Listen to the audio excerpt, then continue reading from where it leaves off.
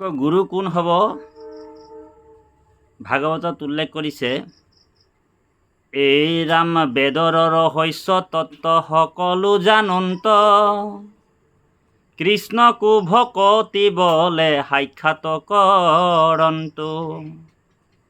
এহেন্তে উত্তম গুৰু কহিলো সম্প্ৰতি, ইহাৰেহে উপদেশে শুদ্ধ हुए মতি। কৃষ্ণত ভকতি हुए সংসাৰ কুত তাৰে, নাই নাই সংসাৰত গুৰু আত পৰে।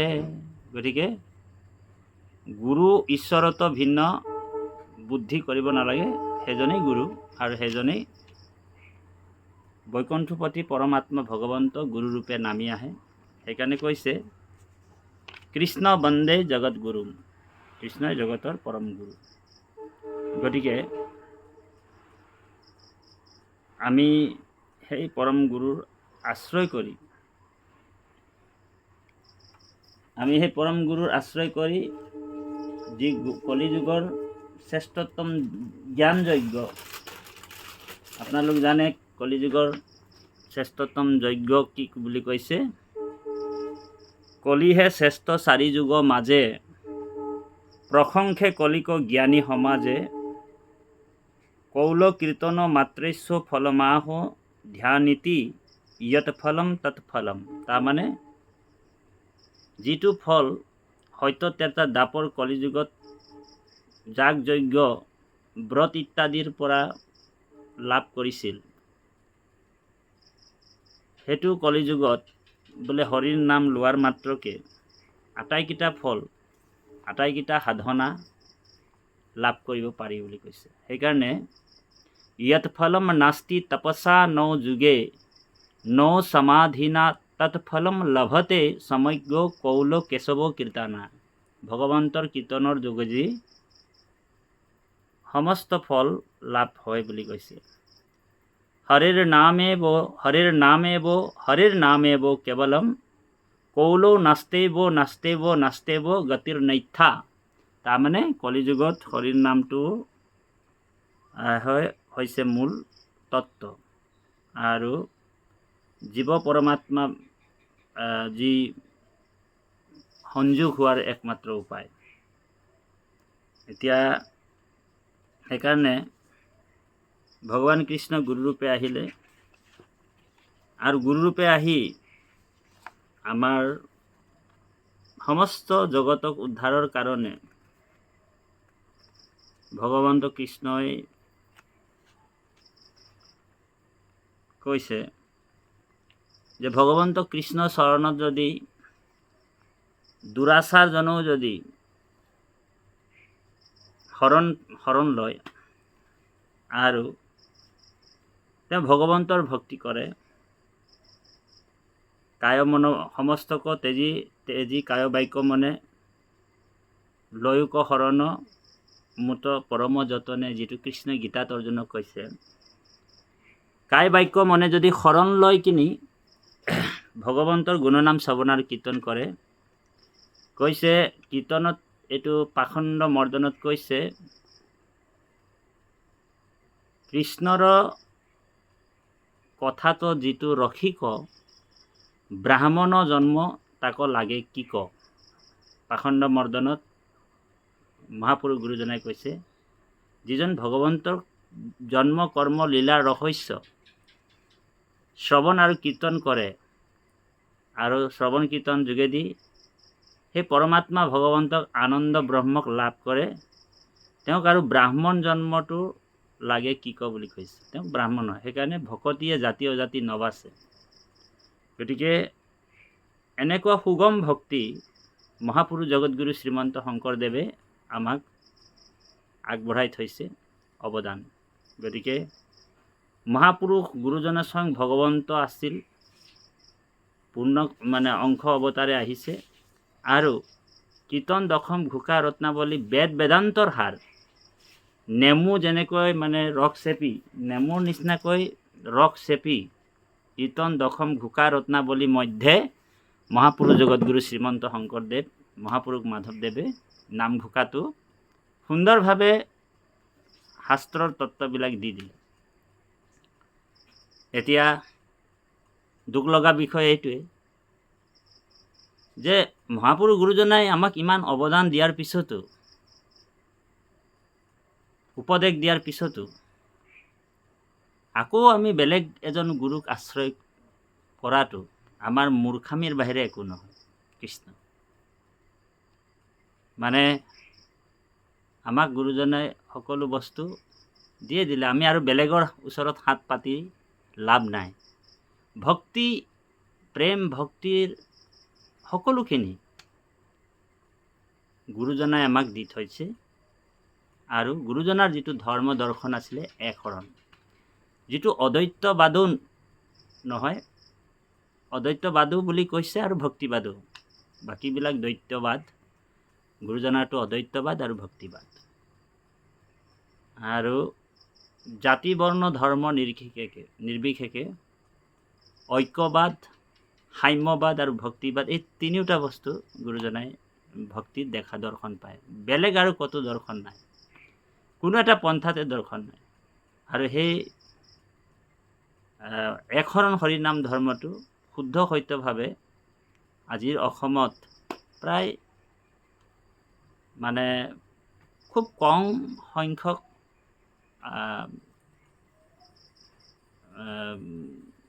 ধৰ্ম অনুষ্ঠানে পালন কৰি আছে একশৰণটো। এতিয়া এনেকুৱা এটা প্ৰবল ধুমুহা আহিছে, প্ৰবল ধুমুহা বুলি কৈছে, আৰু বহুত দুখ লগা বিষয়। এতিয়া সেইজন পৰমাত্মা ভগৱান কৃষ্ণ যোগেশ্বৰ হয়, যোগী হয়। আৰু সেই যোগী ভগৱন্তৰ ওচৰত মানে কৃষ্ণ, ভগৱন্ত গীতাত আছে, ভগৱন্ত পৰম যোগেশ্বৰ মহেশ্বৰ, জয় জয় কৃষ্ণ কৃপাময় মহেশ্বৰ, যাৰ আজ্ঞা হিৰে বহে ব্ৰহ্মা হৰি আৰু হৰ, অনন্ত কোটি ব্ৰহ্মাণ্ডৰ হৰি অধিকাৰী মহাপুৰুষ মাধৱদেৱে কৈছে। আৰু এই অনন্ত কোটি ব্ৰহ্মাণ্ডৰ পৰম ঈশ্বৰ যি সুপ্ৰিম বুলি কৈছে, তেওঁতকৈ আৰু ওপৰত নাই। মহাপুৰুষ মাধৱদেৱে ঘোষাত লিখিছে, অকৃষ্ণ এক দেৱ দুখ হাৰি, অকাল মায়াদিৰ অধিকাৰী, কৃষ্ণ বিনে শ্ৰেষ্ঠ দেৱ নাহি নাহি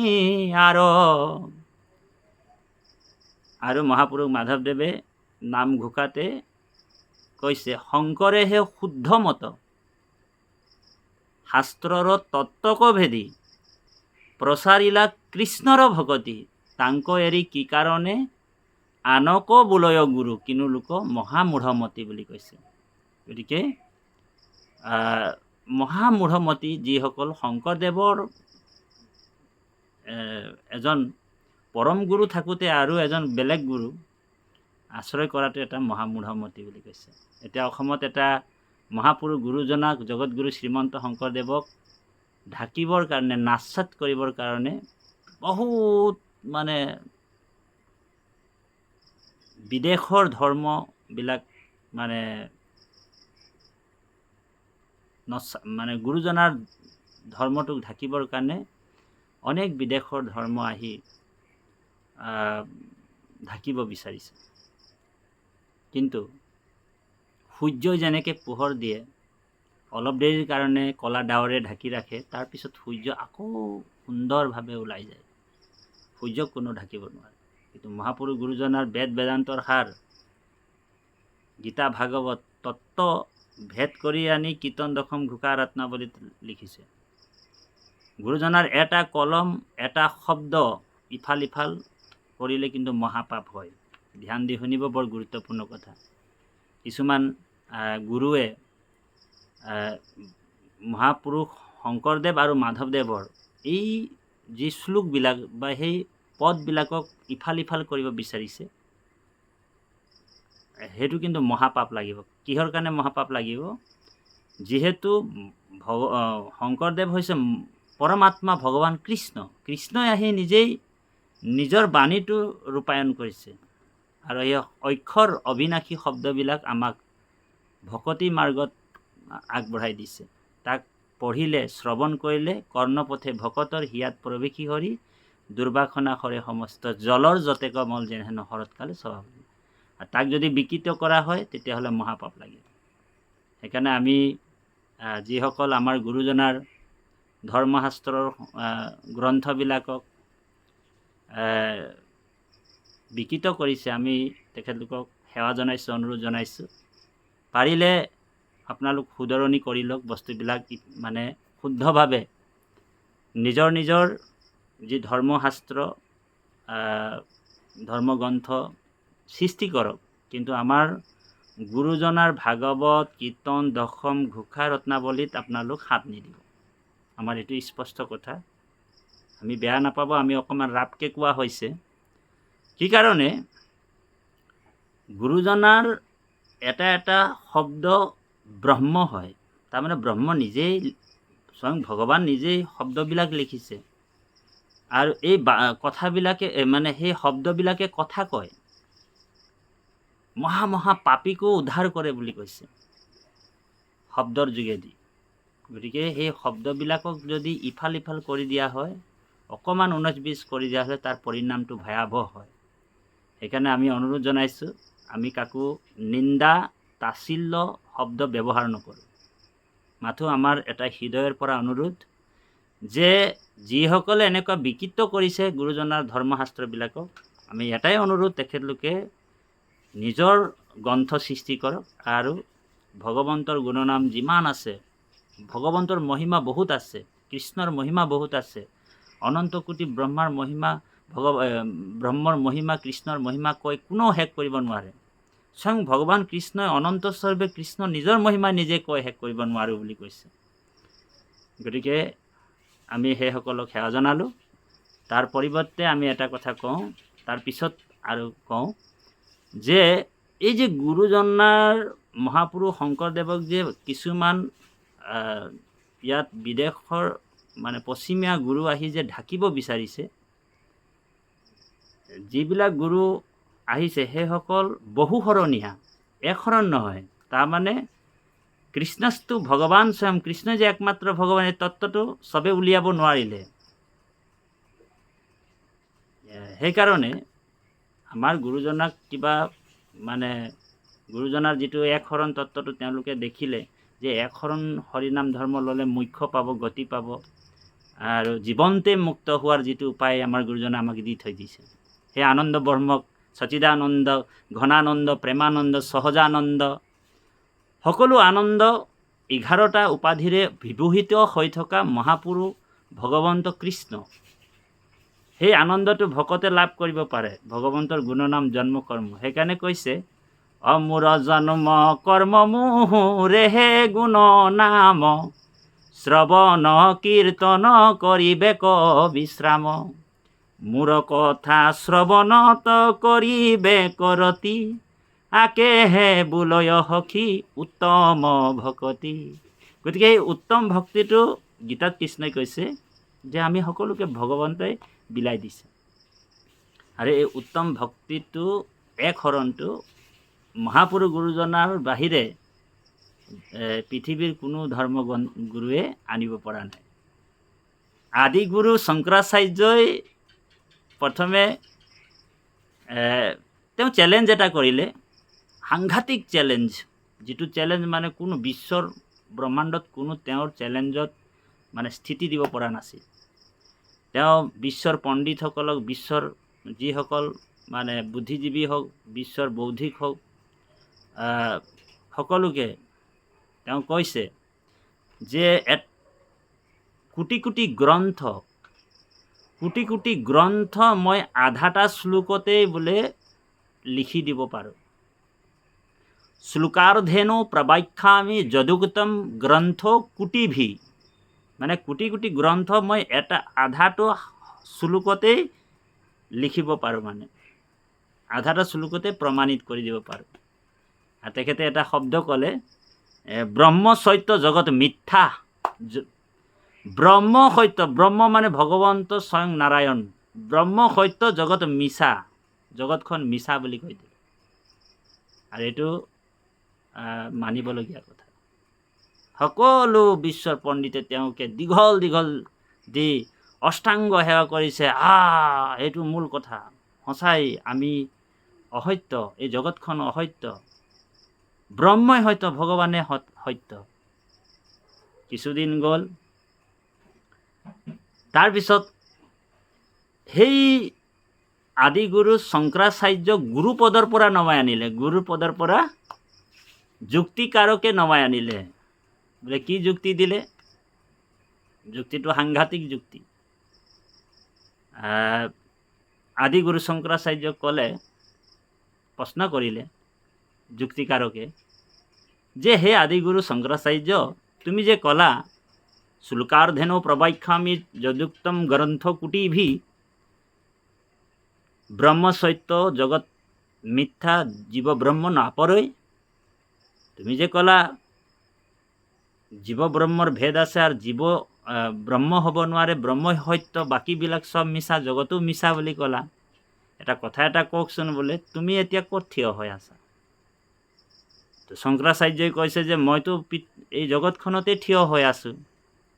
তেনেহ'লে তুমি যদি জগতখনতে থিয় হৈ আছা, তেনেহ'লে তুমিও মিছা আৰু তোমাৰ কথাটোও মিছা বুলি যুক্তিকাৰকে তেওঁক জগতগুৰুৰ পদৰ পৰা নমাই আনিলে। কি কাৰণে নমাই আনিলে? কাৰণ তেওঁ পৰম সত্যক ধৰিব পৰা নাই, যি পৰম ব্ৰহ্ম পৰমাত্মা ভগৱন্ত কৃষ্ণক ধৰিব পৰা নাই, যি নাৰায়ণক ধৰিব পৰা নাই। সেইকাৰণে শংকৰাচাৰ্যৰ যিমান ধৰ্মত গুৰু আছে, চব বহুহৰণীয়া, চব দেৱ দেৱী যিমান আব্ৰম বাব্ৰম চবকে পূজা কৰে তেওঁলোকে। পৰম সত্য পৰমাত্মা, যি গীতাত যিটো বেদান্তৰ সাৰ, গীতাৰ বেদান্তৰ সাৰ যি গীতাত কৃষ্ণই অৰ্জুনক কৈছে, হে অৰ্জুন, মন্মনা ভৱ মদ ভক্তো মদ যাজি মম নমস্কুৰু মামে বসৈসি সত্যম তে প্ৰতি জানে প্ৰিয় শশী মে। অৰ্জুনক কৈছে যে হে অৰ্জুন, মোৰ বাহিৰে তুমি কোনো দেৱ দেৱীক পূজা নকৰিবা, মই একমাত্ৰ ঈশ্বৰ। মহাপুৰুষ মাধৱদেৱে নামঘোষাত ভাঙনি কৰিছে, অমূত মাত্ৰ সদা দিয়া মন, অমূৰ ভক্ত হোৱা সৰ্বক্ষণ, অমুকে মাত্ৰ পূজা মোকে কৰা নমস্কাৰ, তোমাত কহিলো সত্যবাণী, পাইবা তুমি মোক মহামানী, তুমি প্ৰিয়তম সুহৃদ,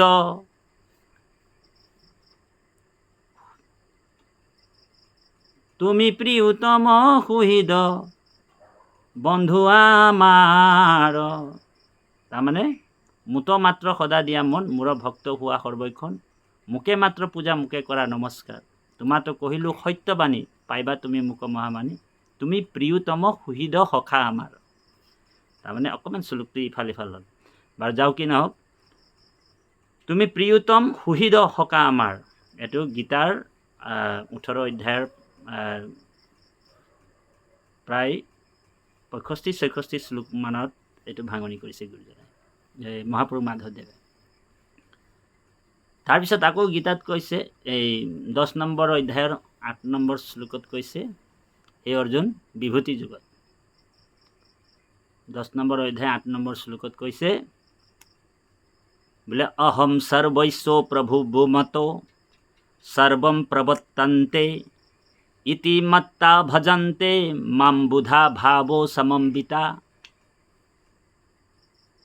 অৰ্জুনক কৈছে, অহম সৰ্বস্য প্ৰভুব্য মতো সৰ্বম প্ৰৱৰ্তন্তে ইতি মত্তা ভজন্তে মাম বুধা ভাৱ সমম্বিতা। অৰ্জুনক কৈছে, সেইটোও মহাপুৰুষ মাধৱদেৱে ঘোষাত ভাঙনি কৰিছে। কি বুলি কৈছে?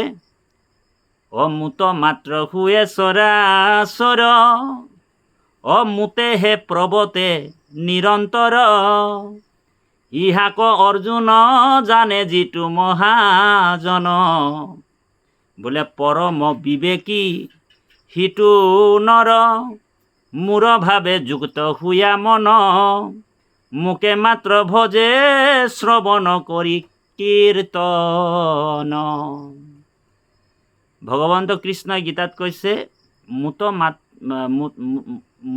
প্ৰথমে ক'লে মুত মাত্ৰ সদা দিয়া মন, মূৰ ভক্ত হোৱা সৰ্বক্ষণ, মোৰে ভকত হোৱা, মোকে তোমাৰ মনটো তুমি মোকে দিয়া, তোমাতো কহিলো সত্যবাণী, পাইবা তুমি মোক মহামানী, তুমি প্ৰিয়তম সুহৃদ সখা আমাৰ। গতিকে পৰমাত্মা ভগৱান কৃষ্ণৰ ভক্তিটোৱে সৰ্বোত্তম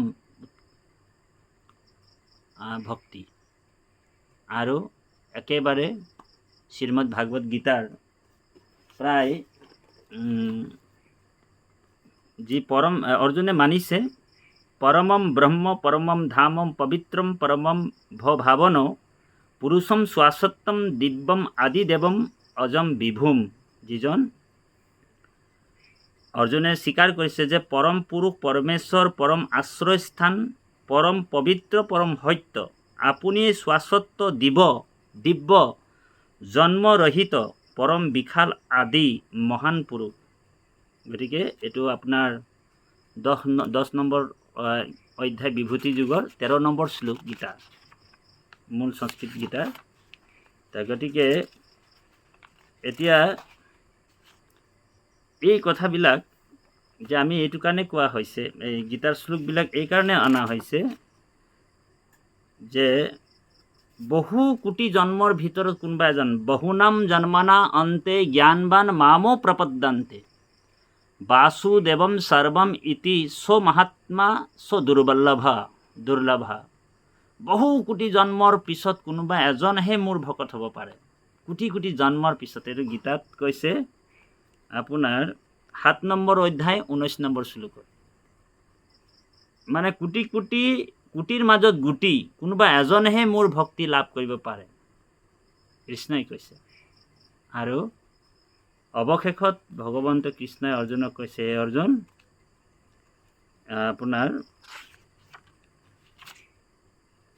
তুমি মোৰ মায়াৰ পৰা তুমি পৰিত্ৰাণ পাবা, তুমি মোৰ ওচৰত শৰণাপন্ন হোৱা, তেতিয়াই তুমি মোৰ মায়াৰ পৰা পৰিত্ৰাণ পাবা। ভগৱন্ত কৃষ্ণই কৈছে যে মোৰ মায়াটো বহুত মানে দুৰ্জয়। অৰ্জুনক কৈছে যে মোৰ মায়াটো পৰিত্ৰাণ পাবলৈ হ'লে তুমি মোৰ ওচৰত শৰণ ল'ব লাগিব। এতিয়া শৰণ আৰু দীক্ষাৰ মাজত সেইটোৱে পাৰ্থক্য। দীক্ষা হৈছে অস্থায়ী বস্তু। দীক্ষা বোলে কাণটো ফুকি দিলে কিবা আৰু তাক আপোনাক এৰি দিব। ওম ক্লিং ক্লিং কৃষ্ণায়ে নমো ইমানেই দিব, নীতি নৈমিত্তিক কৰ্ম কেইটামান দি দিব, আপুনি পালন কৰিছে, নকৰিলে নাই। এনেকুৱা ধৰণৰ কথা আছে দীক্ষাত, নীতি নৈমিত্তিক পালন। কিন্তু শৰণটো হৈছে আশ্ৰয় লোৱা। জীৱৰ আশ্ৰয় কোঠাই, বাংলা ভাষাত কৈছে জীৱৰ আশ্ৰয় কেৱল কৃষ্ণৰ পদমূলত। জীৱৰ আশ্ৰয় কেৱল কৃষ্ণ পাদমূলত। গতিকে কৃষ্ণৰ পাদমূলত যোনে আশ্ৰয় কৰিব, আৰু সেই কথাটোকে ভগৱান কৃষ্ণই অৰ্জুনক কৈছে, গীতাত কৈছে এইটো দৈৱী এইষা গুণময়ী মম মায়া দুৰত্তয়া। অৰ্জুনক কৈছে মোৰ মায়াটো ত্ৰিগুণাত্মিক মায়া, তুমি ইয়াক অতিক্ৰম কৰি পাৰ হ'ব লাগিব। দৈৱী এইষা গুণময়ী মম মায়া, ত্ৰিগুণাত্মিক মায়া। এই মায়াৰ পৰা তুমি পৰিত্ৰাণ পাবলৈ হ'লে কি কৰিব লাগিব? বোলে মামেব প্ৰপদ্যন্তে, মামেব, তাত ভগৱান কৃষ্ণই কৈছে মামেব মানে কেৱল মোক। ভগৱান কৃষ্ণই ক'ব পাৰিলেহেঁতেন তুমি মোৰ লগত অকণমান এই যে এতিয়া যে ওলাইছে ভগৱন্তক কলংক কৰিবৰ কাৰণে ৰাধা, বোলে ৰাধাৰ চৰণত ভক্তি কৰা, লক্ষ্মীৰ চৰণত ভক্তি কৰা, বা দুৰ্গা কালী ভদ্ৰা অন্য দেৱ দেৱীকো লৈ লোৱাৰ লগত, এই বুলি কোৱা নাই। মামেব কেৱল মোৰ চৰণত আশ্ৰয় ল'ব কৈছে।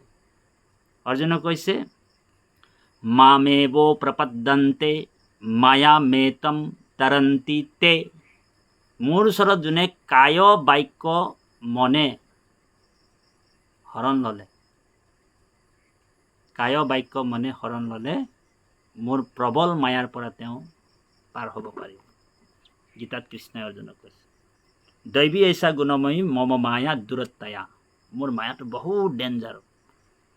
এইটো আপোনাৰ 3 গুণাত্মিক মায়াত, ইয়াক অতিক্ৰম কৰাটো বহুত টান।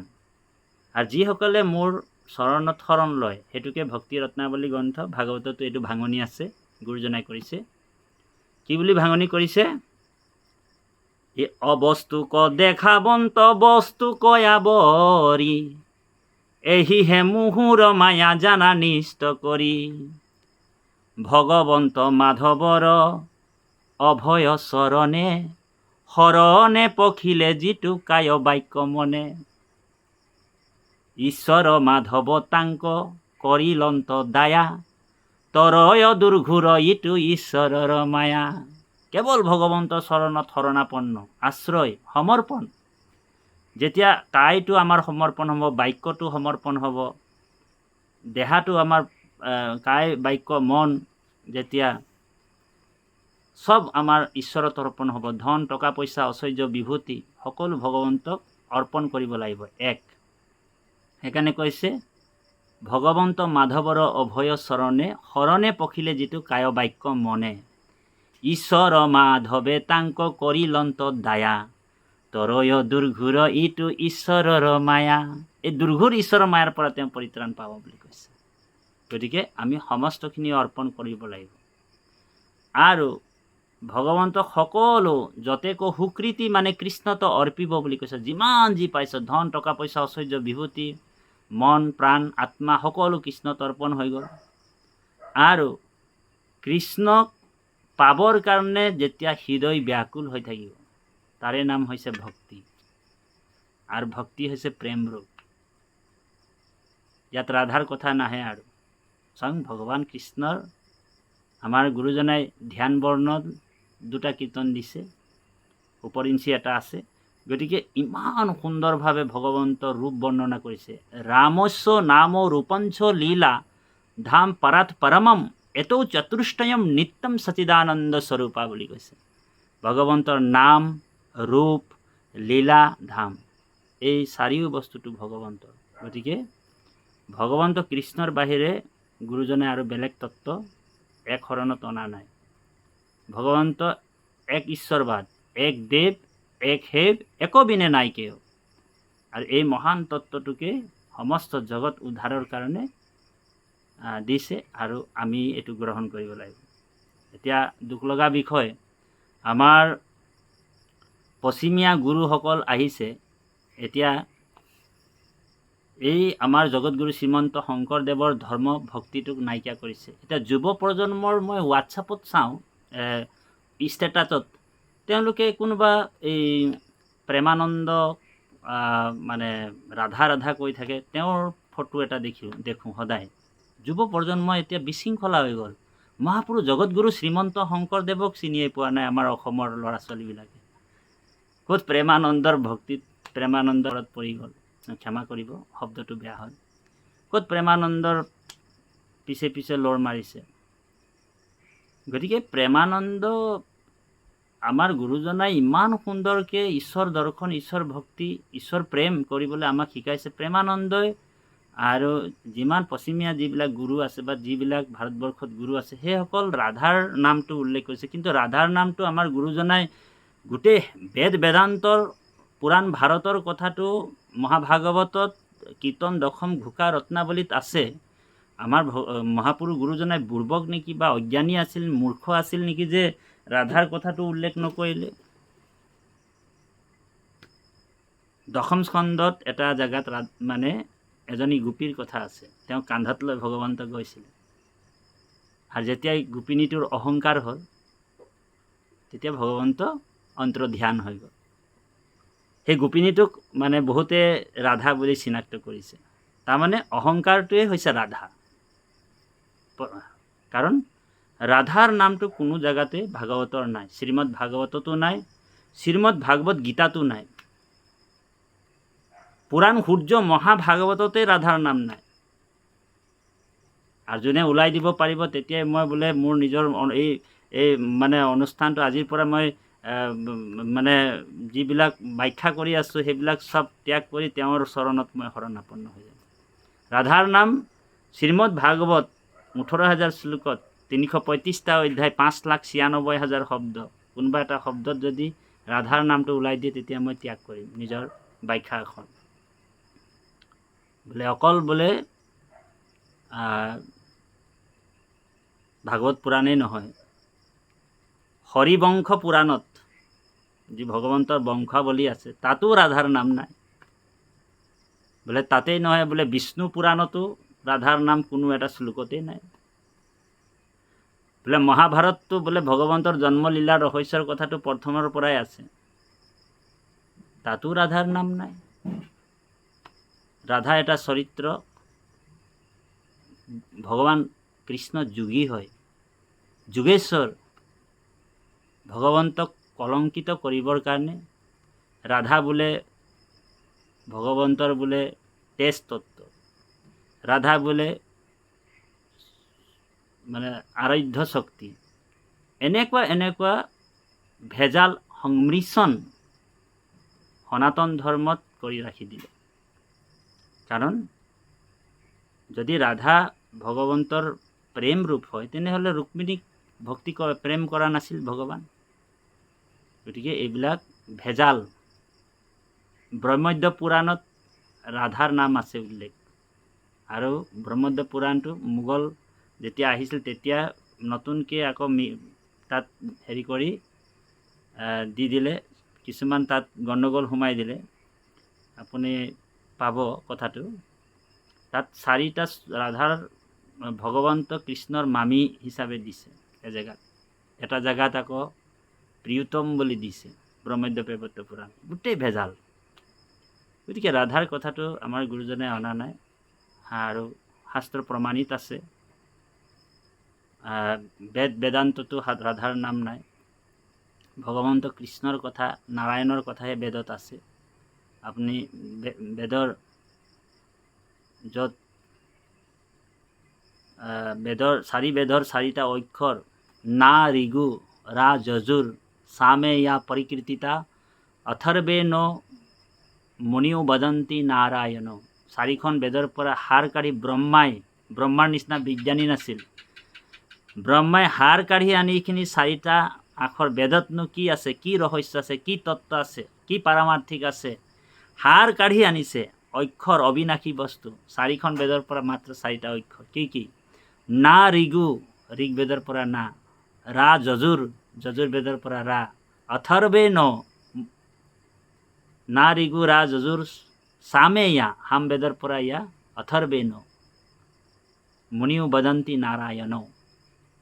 আৰু মহাপুৰুষ মাধৱদেৱে ঘোষাত লিখিছে, অচাৰি ও বেদৰ 4 অক্ষৰ সাৰ কাঢ়ি আনি ব্ৰহ্মাদেৱ, অবেকত কৰিয়া থৈলা নাৰায়ণ বাণী, সেহি নাৰায়ণ নাম লয়া শুদ্ধ কৰো আমি চিত্তকায়া, হৰি সন্তোষৰ কাৰণ আনন জানি। গতিকে হৰি সন্তোষৰ একমাত্ৰ উপায় হৈছে ভগৱন্তৰ নাম।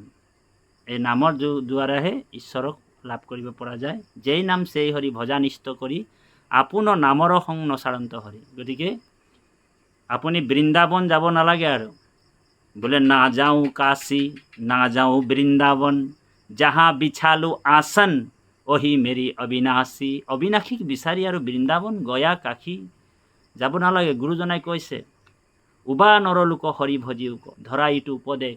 উবা নৰলোক, সেই নৰলোক তোমালোক কি কৰি আছা, কলৈ গৈ আছা? হয়নে বাৰু? গুৰুজনাই কৈছে, কলিযুগত গোটেই তীৰ্থ চিৰ্থ যিমান যি আছে অপবিত্ৰ হ'ব, কলিৰ কবলত আহি মলিন হৈ যাব, আৰু তীৰ্থবিলাকত কোনো কাম নাইকিয়া হ'ব। সেইকাৰণে কৈছে গুৰুজনাই, আনযত হবে ধান্দা, আনযত হবে ধান্দা, হৰিৰ নাম গলে বান্ধা। আপুনি তীৰ্থবিলাকত যাব, সেই তীৰ্থবিলাকত কি কৰিব, আপোনাৰ হাতত ৰছী এটা বান্ধি দিব, আৰু ৰঙা সেন্দুৰ টিকা এটা লগাই দিব, চন্দন বা ৰঙা ফুট এটা। 100 টকা নিদিলে আপোনাৰ হাতে এৰি নিদিব। সেইকাৰণে মহাপুৰুষ গুৰুজনাই দেখিলে, গোটেই শাস্ত্ৰ মন্থন কৰি বেদান্তৰ তত্ত্ব অধ্যয়ন কৰি তেওঁ তীৰ্থ নিজেই ভ্ৰমণ কৰি কিনি এইটো ষ্টাডি কৰিলে। এনে প্ৰয়োজনেই নাই গুৰুজনাক তীৰ্থ ভ্ৰমণ কৰিবলৈ। তেওঁ তীৰ্থবিলাকক পবিত্ৰ কৰিবৰ কাৰণে গৈছিলে, আৰু বেদান্তৰ সাৰ আনি আমাক কীৰ্তন দশম ঘোষা ৰত্নাৱলীত দি দিলে। গৃহতে থাকিয়া দেখিলোঁ তজু চৰণ। গৃহতে থাকি ভগৱন্তক ভক্তি লাভ কৰিব পাৰে। গতিকে ইমান সুন্দৰ ব্যৱস্থা আমাৰ গুৰুজনাই দিছে। সেই পৰম গুৰুৰ চৰণত আশ্ৰয় লৈ জীৱ তৰিব পাৰে। এতিয়া আমি অন্য ধৰ্মগুৰুসকলে এই তত্ত্ববিলাক নকয়। আজিকালি নতুন নতুন গুৰুৰ সৃষ্টি হৈছে, সেই গুৰুসকলৰ দ্বাৰা আমাৰ যুৱ প্ৰজন্ম প্ৰভাৱিত হৈ গ'ল। মনতে যি কৈছে, মই মানে মিঠা কথা কিছুমান কৈ দিছে, সেই কথাটোক লৈ কিনি তেওঁলোকে হৃদয়ত সোমাই লৈছে, বা দুখ লগা কথা কৈ দিলে মানুহজন ইমান ধৰ্মজ্ঞান, কিন্তু নিজে শাস্ত্ৰ অধ্যয়ন কৰি নিজে তত্ত্বটো লৈ কিনি সেই কথাটোৰ ৰিচাৰ্চ নকৰে বিজ্ঞানসন্মতভাৱে। যেতিয়া বিজ্ঞানসন্মতভাৱে নামঘোষাখন পঢ়িলে হৈ যায়। আমি এটাই অনুৰোধ জনাইছোঁ, বেলেগ শাস্ত্ৰ এটাও শাস্ত্ৰ পঢ়িব নালাগে, অকল নামঘোষাখনেই যদি তেওঁ পঢ়িব পাৰে, অকল নামঘোষাতে তেওঁ ভগৱন্তৰ ভক্তি, প্ৰেম ভক্তি, ঈশ্বৰিক ভক্তি লাভ কৰিব পাৰিব। গতিকে আমি সেই প্ৰেম ভক্তিৰ তাত্ত্বিক দৰ্শনবিলাক আপোনালোকক দিলোঁ। আমাৰ গুৰুজনে সকলোখিনি আমাক দি দিছে, যাতে আমি সময়বিলাক অপব্যয় নকৰি, খৰচা নকৰি যাতে আমি অধ্যয়ন কৰিম। আৰু ভাই বোলা মুখেৰাম হৃদয়ে ধৰা ৰূপ, এতেকে মুকুতি পাইবা কহিলো স্বৰূপ। আমাৰ গুৰুজনাই কীৰ্তনত কৈছে যে আমি ভগৱন্তৰ ৰূপটো চিন্তা কৰিব লাগিব আৰু কৰ্ম কৰিব লাগিব, কৰ্তব্য কৰ্ম কৰিব লাগিব, কিন্তু মনটোক আমি বুজাই ৰাখিব লাগিব যে আমি ঈশ্বৰৰে সন্তান, ঈশ্বৰৰ যিটো ইচ্ছা হ'ব সেইটোৱে হ'ব। আৰু কাৰো প্ৰতি আমাক দ্বেষ ভাৱ নাই, ৰাগ ভাৱ নাই, লোভ ভাৱ নাই। সকলো জীৱত আমি হৰিময় দেখিব লাগিব। খালি এটা আমি এক অৱশেষত লাষ্টত কৈছোঁ, আমি ছ'চিয়েল মিডিয়াত বহুতখিনি কথা আমি আপোনালোকক কৈছোঁ, কোনো যাতে আমাৰ দুখ নধৰে। আৰু এই কথাবিলাক আমাৰ বিজ্ঞানসন্মত, শাস্ত্ৰসন্মতভাৱে আমি আপোনালোকক ক'লোঁ। খালি সূক্ষ্ম দৃষ্টিত আপোনালোক ভাবিব, চিন্তা কৰিব। আমি গৃহত থকাৰ কাৰণে আজি এইকেইদিন ভিডিঅ' বনাই আছোঁ। 18, 19, 20, 21, 22, 23 এনেকুৱা কেইবাটাও দিন আমাৰ প্ৰগ্ৰেম আছে। চাই লওঁ, যদি আমি পাৰোঁ আৰু ভিডিঅ' আপোনালোকক দিম। গতিকে আমি আমাৰ মহাপুৰুষ গুৰুজনাই যিখিনি আমাক দিছে, মহাপুৰুষ মাধৱদেৱে আমাক যিখিনি দিছে, আৰু আমি বেলেগৰ আগত হাত পাতি আৰু লাভ নাই। গোটেই জগতৰ অমৃত আমাক দি দিলে। কীৰ্তন ঘোষা, নাম ঘোষা, সকলোখিনি বেদ বেদান্তৰ সাৰ আমাক দি দিছে। গতিকে আমি সেইখিনিকে শ্ৰৱণ আৰু কীৰ্তন কৰি আমি এই ভৱসংসাৰ পাৰ হ'ব পাৰিম। গতিকে আমি এই চমুকে ক'লোঁ, জয় গুৰু শংকৰ অপৰাধ বিনাশ, মাধৱ গোবিন্দ কৃষ্ণ।